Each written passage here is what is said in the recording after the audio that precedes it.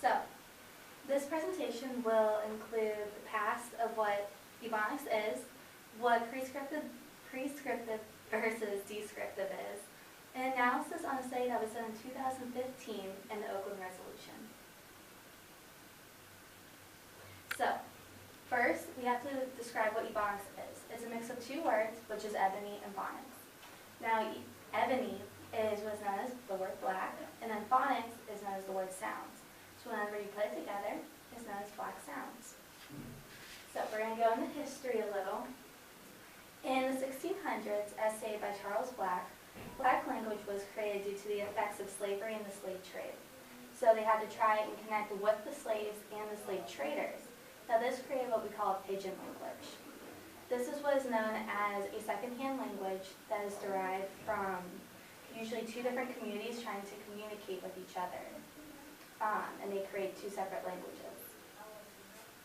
In the 1700s, the first children of African American slaves were created in America, and they created the Creole language. This is known as Creolization.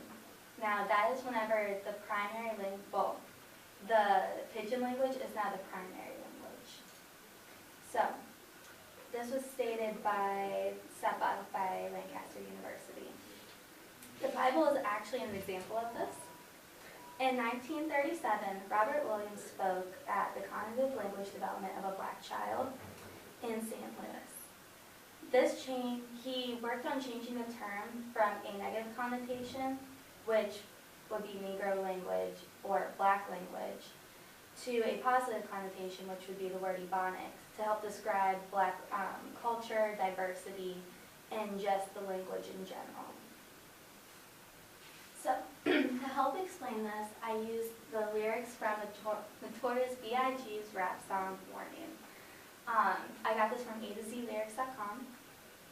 So, according to the Linguistic Society and Ebonics, Ebonics usually will omit the final consonant, so like the words singin' and bringin'.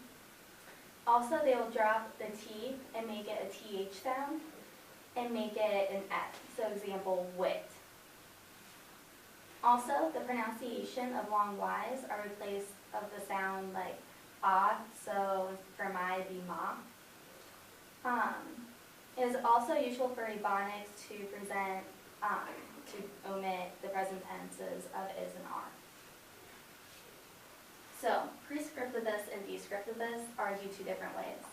Prescriptivists say that it is improper to use Ebonics because it does not follow the standard English language standards. For descriptivists, though, they say it's just an evolution of grammar, and that's just the way that our current times are evolving.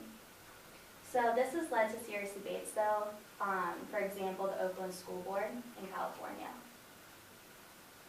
So, the Oakland School Board tried to say that Ebonics is not part of the English language, and they tried to actually omit it completely from the schooling system in 1996 to try and improve the language of Black youth.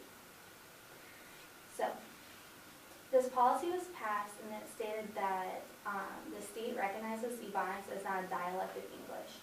Now, that is extremely problematic because that is not only racist, but that is also pretty much bringing down a whole race population in California.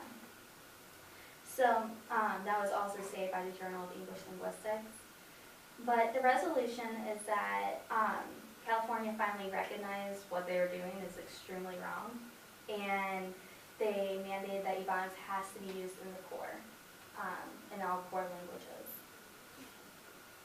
So, according to English Digest, they took multiple comments from accredited linguists, and one stated that by allowing Ebonics to be used and tolerated in schools, it would only keep furthering races from connecting and weakening their advances of economically succeeding.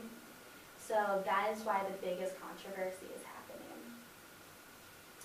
So I analyzed a survey that was done by Christensen, Arvadi, Sylvia, and Tharp. The survey asked questions pertaining to whether the education would recognize Ebonics and allow it in the school systems. The survey was given to about 40 people, varying in ages and ethnicities.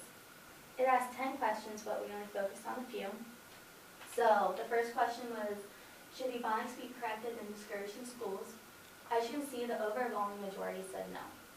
There are a few that said yes, but overwhelming said no. The second question is, do you feel Ebonics is appropriate to be used in school or classroom setting? Again, overwhelmingly no. And lastly, should the speakers of Ebonics be used as ELL in classroom? That is also known as like learning disorders. Overwhelmingly, they also said no, but you can see that the word, that they said yes also, more than others. So, according to results, the majority feels that Ebonics should not be in education, but it also should not be ignored. So, I hope this presentation helped give a deeper insight into what Ebonics is, the history of it, and I hope you can help form your own opinion as to where it fits into the education system.